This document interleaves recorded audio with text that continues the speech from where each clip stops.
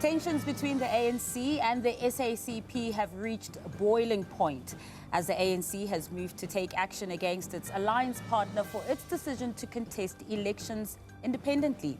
At the same time, the advisory panel tasked with recommending a candidate to President Cyril Ramaphosa will, by the end of business today, submit a report to President with a recommendation for the next National Director of Public Prosecutions. With a wrap of this week's biggest political stories, I am Masa Kekana.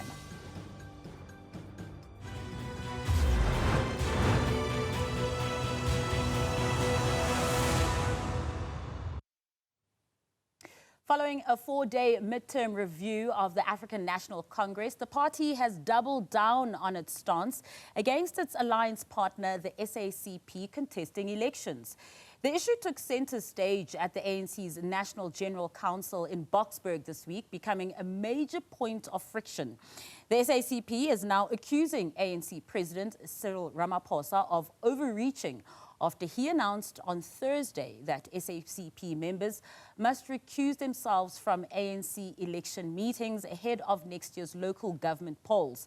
The Communist Party says this instruction contradicts the decision taken by delegates at the ANC's National General Council, which has just concluded. Newzroom Africa's Junior Kumalo has the full story. The gloves are off and the ANC is not pulling any punches after having failed to convince its alliance partner, the SACP, not to contest next year's local government elections independently. At the conclusion of its four-day National General Council on Thursday, ANC President Cyril Ramaphosa considered that it was now a foregone conclusion that the SACP will be on the ballot. As such, he indicated that the ANC-NGC resolved to now ask SACP members who sit in strategic ANC elections planning meetings to excuse themselves. The South African Communist Party's resolution to have SACP candidates being fielded in the 2026 local government election does not or will not only have tactical implications, but will also have strategic implications for the alliance as a whole and the prosecution of the NDR. This announcement marked a significant low point in the alliance partners' relationship and came as a shock to the SACP. There's a difference between the NGC decision and what the president was saying. The president spoke about removing members of the SACP from strategic meetings of the ANC and also from the election structures. That one is very different, and I don't know how that is going to be managed. We'll have to see it as members of the leadership of the party. The other alliance partner, COSATU, has also been left startled by the decision, but welcomed the willingness by the two parties to further engage on the matter. We are concerned about relations in the ANC and the Communist Party, but again, the President made good, I think basically endorsed what we've been calling for, an urgent alliance political summit to be convened, we think, by January 8th. The ANC secretary in Limpopo says at a provincial level, the decision to sideline SACP members is in place. We have long implemented that as Limpopo because you will understand that the SACP and the African National Congress in Limpopo, they are contesting elections. We regard them as our opponents. So we can't plan elections with them. Despite hurdles with the SACP, Ramaphosa says delegates at the party's fifth NGC were invigorated by signs that the ANC was turning a corner after last year's electoral decline. The renewal of our movement is gaining momentum. It is moving forward and will soon be unstoppable, meaning the ANC will soon be unstoppable once again. Despite this optimism, Ramaphosa admitted that the true litmus test for whether South Africans are buying into the ANC's renewal project will come during next year's local government elections. Until then, he urged members and supporters to hit the ground running and campaign for his party.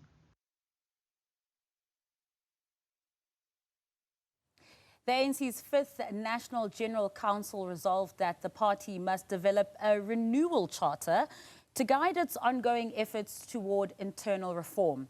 The 4-day NGC wrapped up on Thursday with ANC Secretary General Fikile Mbalula delivering the adopted declarations. He noted that delegates reflected on how the national democratic revolution is at a crossroads, challenged by corruption, weakened state institutions and factionalism within the organization. After admitting that the party is facing imminent death if it does not renew, party leaders said renewal of the party was manifested and there were already signs of a turnaround. Where's the evidence that we are really in this early stage of renewal? And you have to see it before everybody sees it. Number one, there's never been so many NEC members in the ANC who are on a step aside at this time in the history of the ANC since we came into government and since we've been talking about these issues. I want any one of you who can dispute that. You saw it in the report of the Secretary General. The second thing is that every conference and NGC of the ANC complains that there's no political education, that the members of the ANC don't understand the ANC, and then they do all kinds of things.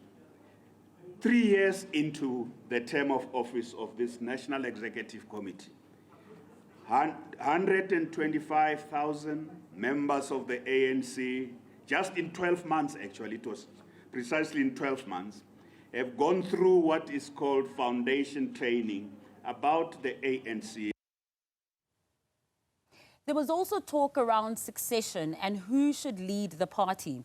The party was adamant that the NGC was not a forum to discuss this, but the conversation came up. ANC National Chairperson Gwede Mantashe says that he is ready to retire from ANC leadership, adding that his legacy will be saving the ANC from Zuma-era destruction. Mantashe says the National General Council is not focused on who will lead the party next, but rather on the kind of leadership collective needed to take the organization forward. In an interview with Newzroom Afrika's Juanita Hunter, Mantashe insisted that despite criticism, the ANC has been renewing itself, something he says is reflected in the health of its structures. A big conversation in this National General Council is around renewal of the ANC and how leadership, what the ANC in its core document calls good quality leadership, can effect this renewal of the ANC. Today, the ANC is having around 17 commissions, some of them discussing local government, some of it's discussing its election strategy, but at the core of it is how can the party get its very best to represent the organization. Now, I'm joined by ANC Chairperson Gwede Mantashe. Thank you very much for your time. Thank you. We understand that this NGC is not the forum for a conversation of succession. But the core document, the guiding document for this NGC, mentions leadership being central to renewal. Talk to me about that. Your problem as journalists, let me attack you for a start. You all believe that the ANC is about leaders and it's about individuals. And it is not about individuals, it's about the body of the ANC. That's why in the ANC, we hardly use the term leader. We use the term leadership, which reflects a collective and a pyramid from branch to national, coordinated and working together. If we get that right, the ANC will be better. So this has been on the agenda since 2017, this thing of getting good leadership. No. But it hasn't materialized. Not unless you have an issue about us as leaders of the ANC. My own view is that it has nothing to do with a leader or leadership. It's a narrative that is being peddled out there. The leadership of the ANC is consistent, They stick to policies, they stick to programs, they stick to what the ANC decide to do. When we talk of renewal, many people see it as an event, and we see it as a journey, and we travel through it. I was reminding one journalist yesterday that, you know, at the beginning of this term, there was not a single league which had a functional structure. All of a sudden, all those structures are functioning, but people still insist there's no renewal, precisely because they have a particular view about renewal, what should happen, what should be the case. That's why when we came here, many were talking of overthrowing the president and all those things. It's not going to happen because we are a disciplined organization and we lead it properly. Is there the discussion around who should take over from your leadership collective? No, we don't do that, and we should not do that. Actually, I was talking to a number of comrades and said, this thing of a strong leader versus a collective is a misnomer in the ANC. It's not about a strong individual. It's about various people bringing attributes to the collective thinking. Weak ideas are culled, and good ideas are nurtured further. That's what should happen. Chair, in 2027, when you step down as national chairperson, you would have been in the top leadership of the ANC for 20 years. Yes. What would your legacy be? Many things. The first thing is that we saved the ANC from Zuma destruction. Only today... Or did you not enable the ANC? No. Enable Zuma in some way? No, listen. We saved the ANC from destruction by Zuma. Only now do people realize how hard did we work to save the ANC from destruction. If we didn't stand firm, there would be no ANC today, I can assure you. But what you don't appreciate is the fact that we did consistently stood for the ANC to be strong and the ANC to continue fighting. It has been declining since 2004. And many people only talk about 2024 when we lost 50%. Actually, from 2004, that thing has been declining. And when we wrote the diagnostic report in 2017, nobody paid attention. We're saying to them, guys, smell the coffee. This thing is going to collapse in your hands. Only today do people begin to appreciate that they have a responsibility to save the ANC from itself. Meanwhile, the ANC sought to focus on its internal renewal. Its long-standing financial troubles continue to overshadow the gathering. The party said it had settled all outstanding staff salaries, but some employees still protested outside the NGC to highlight their ongoing struggles. The ANC argued that its money woes were proof that the organization itself is not corrupt, and the NGC called for greater public funding of political activity by the state. Staff members, however, say the problems go beyond salaries, claiming that Luthuli House has also failed to pay their medical aid and retirement fund contributions. Only related to salary payment. Our issues are broad and they evolve around three issues. There's late payment of salaries, the non-payment of our contribution to Provident Fund, our non-payment of contribution to the medical aid. So if I will quickly remind you that in 2022, during the National Policy Conference in Nasrec, we are still picketing outside on the basis of the same three issues that I'm raising now. After the break, we explore the NGC further with our political analyst, Professor Susan Boyson. Welcome back. While President Cyril Ramaphosa projected confidence at this week's ANC National General Council and consolidated support, the meeting is the beginning of the end of his tenure in office. This is because the ANC holds an elective conference in 2027, so he is winding down his term as party president. For more on this, we are joined by political analyst Professor Susan Boyson from the Mapungubwe Institute of Strategic Reflection. A very good evening to you, Prof. Thank you so much for your time, as always. Now, never a dull moment in South African politics, of course. And how would you describe the political climate in which the ANC was meeting for this NGC? It was a fascinating meeting, Masa, in many respects. And predominantly, I think, is because there's emphasis on the renewal message. And it's so important to bear in mind that this infuses the whole set of deliberations. This is the election campaign, really, in preparation to start next year's local government elections. I call it election campaign because we can tick so many other boxes of things that the ANC tried specifically to put on a front burner: renewal, unity, delivery, new timelines, immediate implementation. All these are issues that the ANC is well aware is on the voters' minds. And they really went out of their way to tick all the right boxes to be able to say the NGC has been dealing with this. There are new directions. This is part of the whole new campaign of the new ANC. It is really a redacted, reduced ANC. And yes, public sessions that we as observers and researchers could attend showed very clearly that it is a very controlled environment.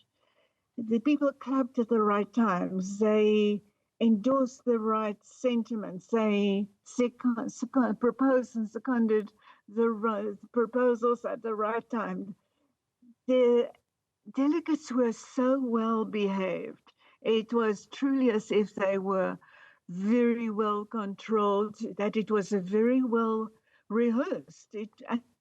Very well rehearsed and well presented appeal to the electorate, to South Africans, like, please see the new ANC, the ANC that we want you to see. But as we definitely know, even if that these undertakings are very well intended and sincere, and they may very well be witnessed to the point of implementation in due course, these are long-term projects, because as we have also seen from other elements in this conference, the reports, the president's political reports, the secretary general's midterm report, we saw from these reports and from observations and conversations on the ground that the ANC is a deeply troubled organization, aware of its problems and very acute and accurate in its diagnosis of its own problems. But we know those problems are deep and will take a long time at best to address for the organization to be turned around to this renewed ANC. And Prof, it's not the first time we hear, about renewal or unity as well. And you speak about long-term plans as well that will take a while to be implemented and to be addressed. On the surface of it, optics also matter. And the ANC's Integrity Commission has flagged to say that ANC members and leaders should try and live and present a more humble lifestyle to steer away from the flashiness of it all. We heard the ANC President Cyril Ramaphosa at the NGC closing there also speaking about this demonstration of lifestyle and ostentatiousness that basically needs to be thwarted. Now, when one Prof thinks about the ANC's campaigns in previous years, as far back as 2009 and before, they were very flashy campaigns. There were the bikers, there were the flashy cars, there were the celebrities used. Is there like a turning point going on here, a shift, because they've made this realization that they're out of touch? That could very well be. And it was certainly, if it is part of this longer-term project, this was a good starting point. At least the emphasis for me, very important, was the emphasis that go out, do house to house, connect to the grassroots. This was a serious reminder to the ANC in that conference hall that they have to live with the people. They have to articulate and feel, experience ordinary communities' problems for them to be authentic representatives. And it was, of course, fascinating that the emphasis was not on give up your wealth, share it. We all talking, in that sense, how the ANC argues, talking about sharing of wealth and delivering to communities. But Ramaphosa and many people are starting to pick up on that contradiction. Specifically, he emphasized that don't show it. He didn't say it's wrong to have it. He didn't say it's wrong to acquire it. Maybe much of it was acquired in very honest ways and fine enough. But much of it, when we look at tenderization, and ANC also talked about de-tenderization of the South African public government system, but it was not the emphasis when you talked about don't show the wealth. It's not about be accountable for how you've acquired it. It was don't show it. And I'm sure that part of the message will not be going down very well in communities. The other big word that you mentioned as you introed here beside renewal is unity. And one can't help but think about the big news that came out of the NGC, the SACP, we already know, contesting local government elections. But the big news being that President Ramaphosa calling on SACP members to recuse themselves from participating in any joint activities when it has to do with the elections. Now, this obviously came as a blow to the SACP. They've even said that Ramaphosa was overreaching and that this isn't something that the NGC agreed to. He seems to think that there seems to be room for communication. He said, you know, it's only for now that you need to recuse yourself while we persuade each other. Prof, looking at it from the relation that the SACP and the ANC has had over the past couple of years and how it's deteriorated, this art of persuasion, do you think it'll work? And if so, in whose favor? Fascinating issue. And these two parties that have been, ANC and SACP, have been so close over many, many years and all the 3 decades of democratic government in South Africa. They're now really at the point of being conflicted and contradicted and really not knowing how to take it forward. And this is going to be so difficult because the ANC had always, they've kind of taken the SACP for granted. And if one listens to members who hold both these memberships, they have the sense of having infused SACP learnings, doctrines over the years into ANC deliberations, into ANC policies. Although the SACP feels officially and to a great extent as if they have been done as if they have not been taken seriously, as if their policies have not been heard. And that, of course, was drawn out further when the ANC went into a government of national unity coalition relation with the Democratic Alliance, and the SACP started wondering and diagnosing, concluding that they had been snubbed in favor of the DA. So it was very much that situation of the GNU specific alliances that I think brought the SACP to this point. But there are serious problems for both sides in trying to break up this very integrated unit of SACP ANC alliance.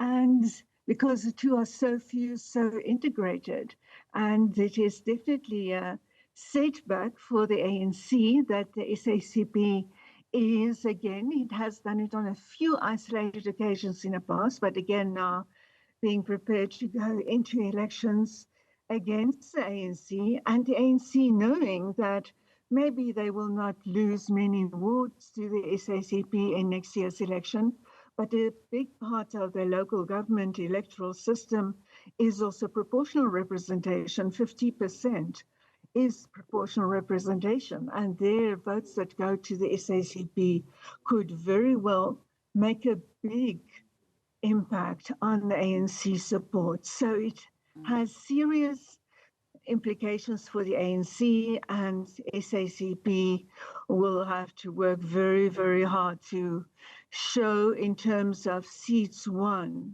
that they can play this game. And yes, in terms of party political opposition, it is a very obvious point that an opposition party cannot be part of your election campaign meetings and deliberations and deciding on the strategic content of it. So I think there are very serious, very urgent negotiations that will take place between the two parties. And I won't be surprised if some mutual consensus is in the end being reached between these two parties to still stay together. And I say this basically because we hear so much duality, double speak in the ANC's justification of the GNU coalition, because they can really attack DA policies and DA orientations, their biggest coalition partner in the GNU, attack those very, very viciously, and yet then go for the photo session and the joint Lekgotla and all come out smiling for having undertaken a very constructive set of coalition deliberations to keep the GNU unified and constructive. So if the ANC can build that kind of contradiction into an ongoing coalition, I don't think it should find it very difficult to also accommodate an association with the SACP while it is in coalition with other more conservative parties. Yeah, a delicate balance there that they need to tread. Professor Boyson, always such a pleasure to get your insights. Really appreciate your time. That, of course, was Professor Susan Boyson, a political analyst. Now, after the break, we take a closer look at the 2 days of interviews with the 6 candidates shortlisted to become the next National Director of Public Prosecutions.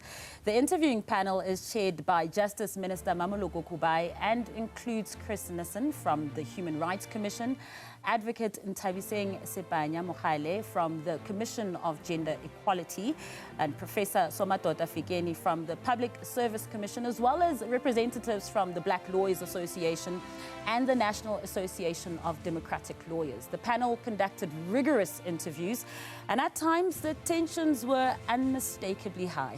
Do stay with us. Welcome back. You're still watching a roundup of the week that was on our country's political landscape. Before we take a look at the NDPP interviews, let's bring you this. EFF leader Julius Malema says his party will support the motion of no confidence in KwaZulu-Natal Premier Tamin Duli brought by the Umkhonto weSizwe party. The decision is likely to raise eyebrows as Malema previously declared Jacob Zuma's MK, which overtook the EFF as South Africa's 3rd largest party last year, as enemy number 1, accusing it of trying to destroy his organization. The motion against the Inkatha Freedom Party premier is scheduled to be heard in the KwaZulu-Natal legislature on Monday. The last mission lies with our 2 members of the legislature in KwaZulu-Natal. They must support the motion of no confidence against the provincial coalition. The support for the motion of no confidence in KwaZulu-Natal is not a support for MK.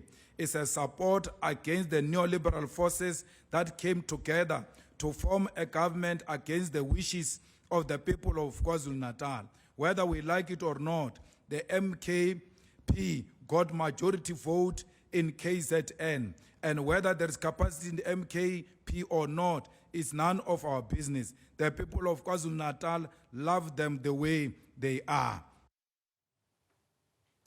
And Africa Maibuye leader Floyd Shivambu says his newly formed party is positioning itself as the replacement for what he calls the declining ANC. Speaking at the closing of the party's first national convention in Soweto, which began with delays and some chaos, Shivambu told more than 1,000 delegates that the ANC has no future and that Africa Maibuye must fill what he believes is a growing political vacuum. But the party's early months have not been smooth. It has already faced internal tensions, including the suspension of its first deputy president, Nolubabalo Mngcinga, over allegations of misconduct linked to an unauthorized meeting with former President Jacob Zuma. Financial pressures have also been evident, with delegates required to pay between 500 Rand and 1,000 Rand to attend the convention. Shivambu defended the decision, saying self-funding is part of the movement's ethos. I don't see the ANC in the future. There is no ANC in the future. It will never exist then. And there must never be a vacuum. That is why Africa My Way movement becomes the necessary replacement of a dead liberation movement, of a directionless liberation movement, and come with a 21st century liberation movement that is defined by principles of accountability, of openness, of meritocracy, that is in love with our people. Moving on to another big story this week, the advisory panel tasked with recommending a candidate to President Cyril Ramaphosa will, by the end of business today, submit a report to the President with a recommendation for the next National Director of Public Prosecutions. After 2 days of grueling interviews that spanned about 22 hours, the 7-member panel will conclude its deliberations as the race to find a new head of a prosecuting authority continues. 6 candidates were interviewed for the top post after 32 applications were received.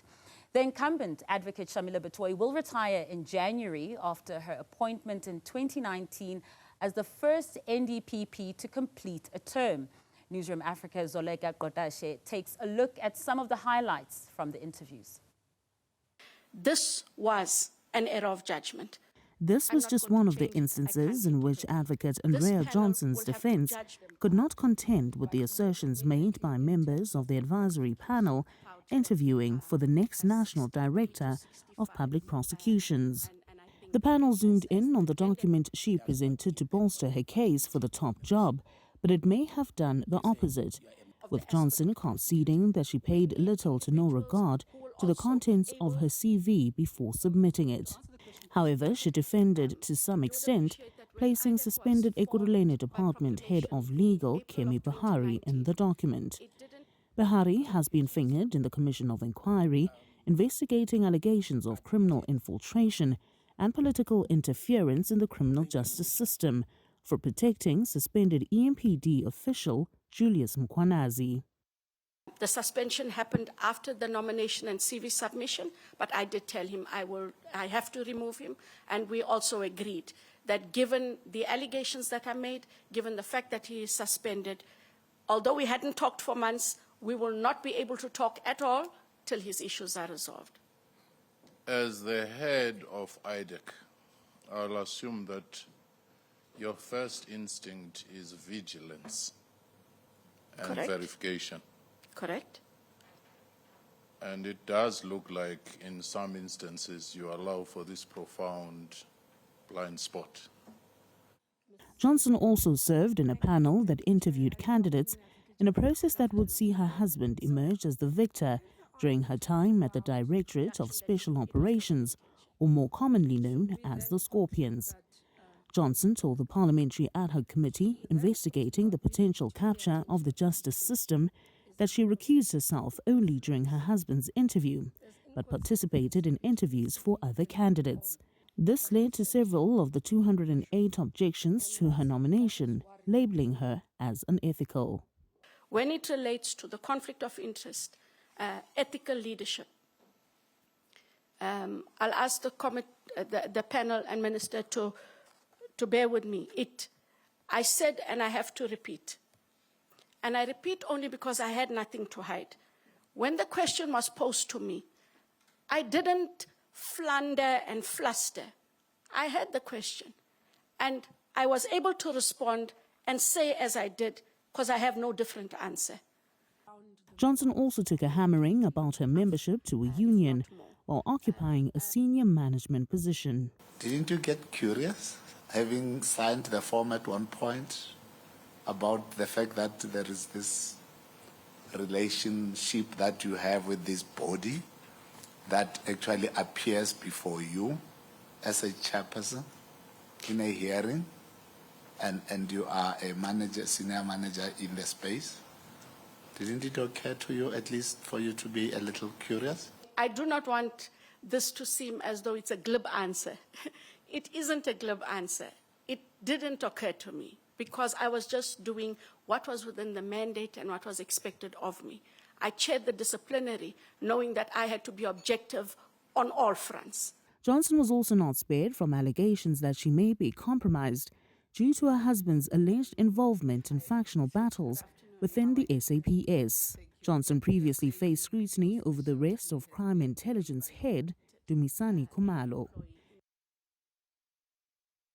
It's been 17 years since the Ginwala Commission of Inquiry that looked into advocate Vusi Pikoli's fitness to hold office during his tenure as National Director of Public Prosecutions raised questions about advocate Menzi Simelani's integrity as Director General of the Department of Justice and Constitutional Development. The Constitutional Court invalidated his appointment as NDPP by then President Jacob Zuma in 2010, finding that Zuma failed to consider the Ginwala report. But it seems time has done little to change Simelani's view of events. He told the 7-member advisory panel that the findings of the inquiry were not against him. There are observations made in the report about you having withheld some documents, not cooperated, not being a reliable witness. Those are very specific. Whatever technical term we can use, those were made there. And you would have said, let me challenge that particular aspect in a report because it impugns your own integrity. Would that not be the case? You are wrong on a number of fronts, Professor Figin. There's no technicalities that was getting into. And I resist your temptation to want to avoid the issue because I want to make these issues that Dr. Ginwala raised an issue for you as this panel to think about. So I'm not going to accept your characterization of the issues I want to raise as technical issues. I'm not going to accept that. But just before Simelane took to the hot seat, former investigating directorate head, who's also vying for the National Director of Public Prosecutions post, told panelists that the capture of the NPA became evident in the same year in which Simelane was appointed. As the interviews unfolded, it was very clear to me that the purpose was to appoint people loyal to what they considered their faction and not people loyal to what they considered the other faction, which was the Willie Hofmeyr faction. And I remember thinking this is extraordinary because we were appointing people in asset forfeiture. We were developing people in asset forfeiture. It's a very unique skill in the NPA. So there were people who had developed experience and applied themselves, and they were ripe for appointment. They were not recommended in the end over my recommendation. Cronje also told panelists that Simelane withdrew an application in which a court had granted an interim preservation order during her term with the Asset Forfeiture Unit. Also concerning for panelists was Simelane's admission that he held a meeting as NDPP with the late human rights lawyer advocate George Bizos. Why particularly you had to call somebody who was familiar with the case coming through from being there to sit in the meeting if the intention was not to deal with the case itself?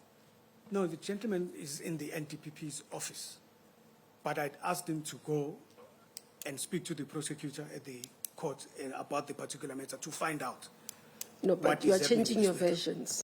The panelists are now tasked with deliberating on the suitability of the candidates and will then make a recommendation to President Cyril Ramaphosa. After the break, we take an in-depth look at how those interviews went with Dr. Suhefia Bamji. Welcome back to the Politics Wrap. For more on the NDPP interviews, we are joined by Dr. Suhefia Bamji from the School of Law at the University of KwaZulu-Natal. Dr. Bamji, thank you so much for joining us this evening. And as we saw, rigorous public interviews. What stood out for you and who stood out for you? Yeah, so thanks for having me. Yeah, it's not just rigorous interviews. I think there's been rigorous media chats, social media chats. I think anyone who's alive and awake is paying close attention to this. And for me, who stood out, I think who fared the best under the from the interview panel itself, I think it was Cronia, who seemed to have fewer kinks in her armor. Yeah, but I think between her and Kanyile, I think they came a little bit stronger than the other candidates, although, you know, Kanyile is not without question marks. Cronia had questions about, you know, her taking a gap or a step back from the NPA. But I think holistically, if we think about what it is that we want the NDPP to be able to do, I think she comes out a little bit ahead of the pack, yeah. Yeah, and speaking about Advocate Cronia as well, she was very frank about her past experience as well. Also speaking about the allegations of just the dysfunction of being able to work there and unable to implement what needed to be implemented. Do you think that's something that we do need? Somebody who will speak out? I mean, I just remember a little bit earlier this year when the current NPA head, Shamila Botoy, mentioned political interference, then had a quick turnaround when it came to that. So when we're looking at Advocate Cronia, is this the kind of person that we should be looking at leading this institution, because she's not afraid to speak out? Well, yes, absolutely. And it's not just about speaking out. I think the first thing to recognize and appreciate is, of the candidates, who was the most open and honest of that, first of all, there are challenges in the NPA, and who demonstrated or expressed that there's a vision and there's a plan and there's something that they would want to see the NPA as.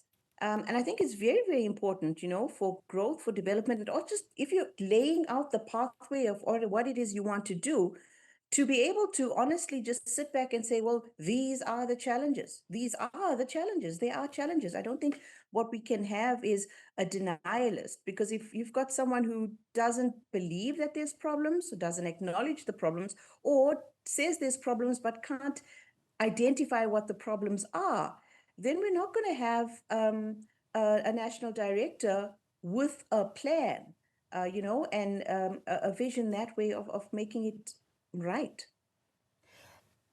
One of the candidates, and the only candidate, in fact, that Advocate Cronia rejected was, of course, the controversial Advocate Menzi Simelane. You heard during that package we played by our reporter, Zoloka Gadashe, just going through some of the highlights and some of the things that he had to say while being interviewed, basically contesting history as well. What were your thoughts about him, A, being shortlisted to participate in these interviews in the first place, and B, the content of what he had to say? Yeah, so if we talk about the shortlisting itself, I mean, I think we need to go back to the drawing board and ask, well, what did they view, or what is the minimum criteria? And if we think of how the legislation is drafted, the minimum criteria, it's really two. That you're able to, that you're fit and proper, and that you're able to appear in all of the courts in South Africa. You know, so on paper, I suppose he met those criteria, but it does leave something to be desired. I think there's much to be said about the JSA, and that's a strike-off application. But yeah, that's the first thing. And even on that, you can still then go back to one of the other candidates and wonder how that person also made it on the shortlist, if we're looking at that second point of the criteria. As far as how he fared with the questioning, I think he just came across largely as trying to defend his position and unravel or challenge the previous court decisions made adverse to his character. So I don't think that he did any favors to himself. I think what it did do is certainly re-alive or the citizenry to what the challenges were with his appointment in the first place through history, as we've seen. But, you know, there may well be, and there always are, people on either side that think, no, well, someone was hard done by, someone was treated unfairly. But I don't think that he presented a strong enough argument. I think the panel would then have to be honest and also earnest about how they rank these 6 and what they put forward to the president moving forward.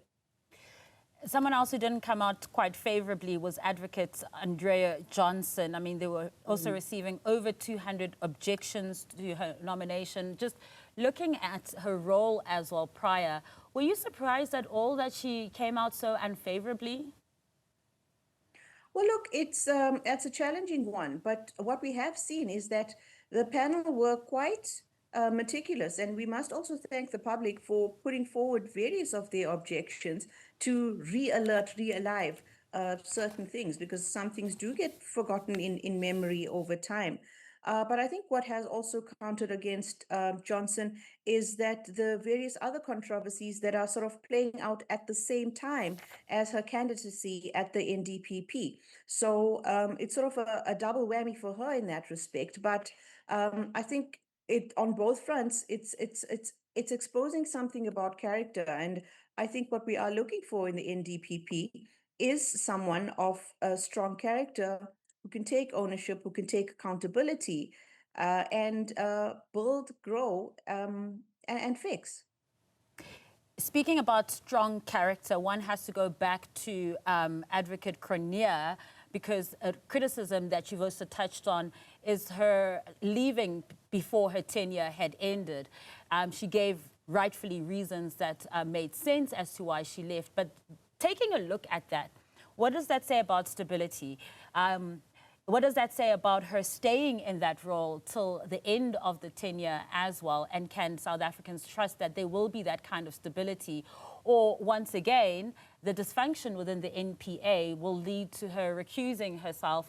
And some might even argue that that dysfunction that she noted all the way back in 2010 in the NPA has probably gotten worse now. So will she be able to stand the heat in the kitchen? Yeah, I think it's a very important question to be asking, and it's certainly one of the questions that the panel asked her. And I thought her answer was quite reasonable and realistic. What she did try to explain is that in her time at the NPA, you must remember there were layers. She was sort of a second layer or third layer in another structure, reportable to a higher level. To the NDPP. And so when she was trying to implement things there were frustrations, and she's explained what the levels and what the means of those frustrations were.